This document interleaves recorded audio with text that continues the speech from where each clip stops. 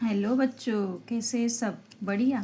चला, काल थोडंसं कामानिमित्त तुम्हाला त्या ठिकाणी लेक्चर मिळालं नाही. द फन दे हॅड याचा पार्ट 1 आपण अगोदरच्या लेक्चरमध्ये डिस्कस केलेला आहे.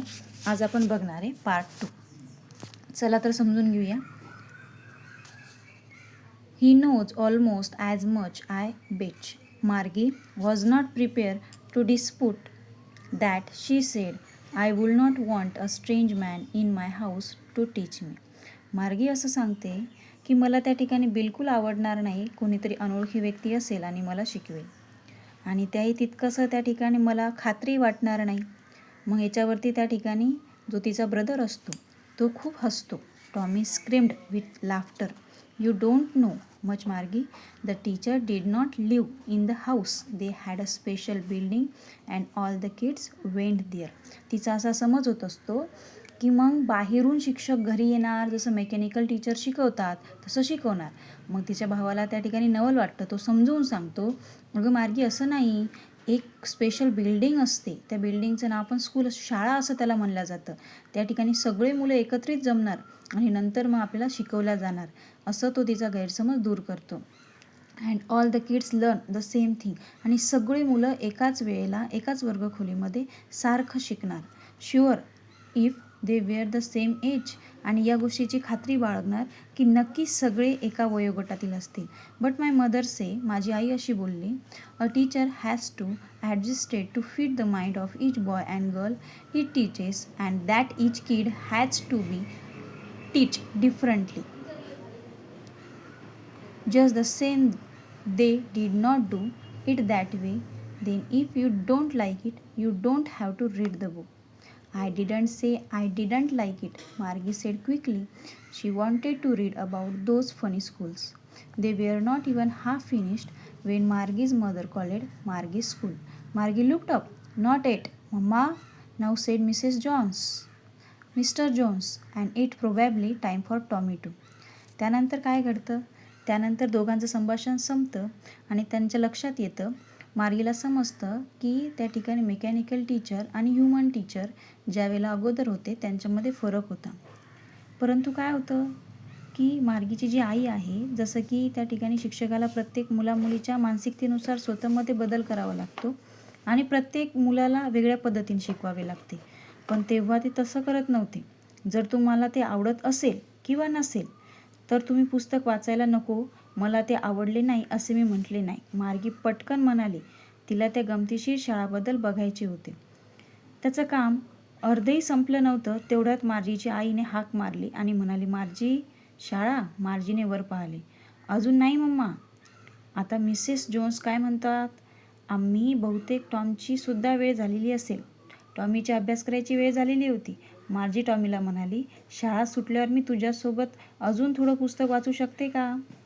मग त्याच्यावरती तो सांगतो, तो सहजतेने म्हणतो, ते धूळ खात पडलेले जुने पुस्तक बगलेत काढून तो शिट्टी वाजवत निघून जातो, म्हणजे तिला चिडवत निघून जातो.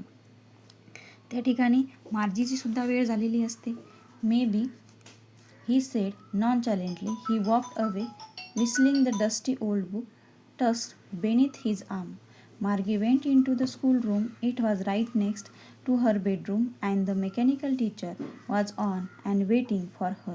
It was always on at the same time every day except Saturday and Sunday, because her mother said little girls learn better if they learn at regular hours. The screen was lit up and it said, "Today arithmetic lesson is on the additions of proper fractions. Please insert yesterday homework in the proper slot." Margie did so with a sigh. She was thinking about the old schools they had when her grandfather was a little boy. All the kids from the whole neighborhood came, laughing and shouting. त्या ठिकाणी मार्गीचा जो भाऊ असतो Tommy, तो त्या ठिकाणी त्याचा वेळ झाल्याच्यानंतर तो निघून जातो. मार्जी त्या ठिकाणी शाळेच्या तिची जी खोली असते त्या खोलीमध्ये येते. ती तिच्या बेडरूमच्या अगदी शेजारी असते आणि यांत्रिक शिक्षक त्या ठिकाणी त्यांचं जे काम असतं ते सुरू असतं. तिची वाट पाहत त्या ठिकाणी थांबलेले असतात. शनिवार आणि रविवार सोडता ती दररोज त्या ठिकाणी एकाच ठिकाणी अभ्यासाला बसायची. कारण तिच्या आईच्या मते काय, लहान मुली नियमित वेळ शिकल्या अधिक चांगल्या प्रकारे शिकतात. स्क्रीनला उजाळा मिळाला, त्यावर लिहिले होते, आजचा अंकगणिताचा धडा योग्य अपूर्णांकांच्या बेरजेवर आहे. आणि हे मार्गीने पाहिलं. कृपया कालचा गृहपाठ योग्य जागी ठेवा, म्हणजे त्या ठिकाणी सोडवा आणि सबमिट करा. मार्जीने एक संस्कार टाकत असे केले. ती तिच्या आजोबांचे त्या ठिकाणी लहान असतानाचे जुन्या शाळाबद्दल विचार करत होती. आपल्याला पण होतं की नाही असं? आपण त्या ठिकाणी समोर एका व्यक्तीच्या समोर बसलेलो असतो ना, आपल्या मनामध्ये वेगळेच विचार असतात. वर्गखोलीमध्ये होतं असं, पोटामध्ये भूक लागली, गडबड झाली, जेवायचा टाईम झाला की शेवटच्या पाठाला तासिकेला आपलं काही मन लागत नाही. संपूर्ण परिसरातील सर्व मुले त्या ठिकाणी हसत ओरडत खाली येत होती. आणि त्या ठिकाणी परत काय होतं, आपण आता हे समोर पाहूया. The schoolyard, sitting together in the schoolroom, going home together at the end of the day. They learned the same thing so they could help one another with the homework and talk about it. And the teacher were people. The mechanical teacher was flashing on the screen when we add fraction 1/2 and 1/4 dash dash. Margie was thinking about how the kids must have loved it in the old days. She was thinking about the fun they had. Isaac Asimov. त्या ठिकाणी शाळेचे जे आवर आहे, वर्गात एकत्र सगळ्यांचं बसणं, दिवसाच्या शेवटी एकत्र घरी जाणं, ते सारख्याच गोष्टी शिकत असल्यामुळे ते गृहपाठात एकमेकांना मदत करू शकत आणि त्यावर चर्चासुद्धा करू शकत होते.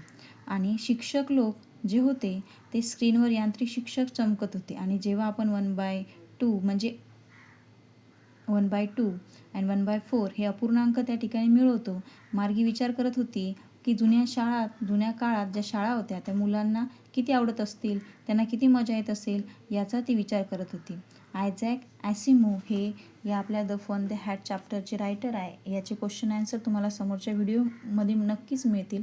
अशा पद्धतीने 1957 करेक्ट 1957मध्ये असलेली जी शाळा आहे ती कशा पद्धतीची असेल या पाठाच्या माध्यमातून आपण समजून घेतलं.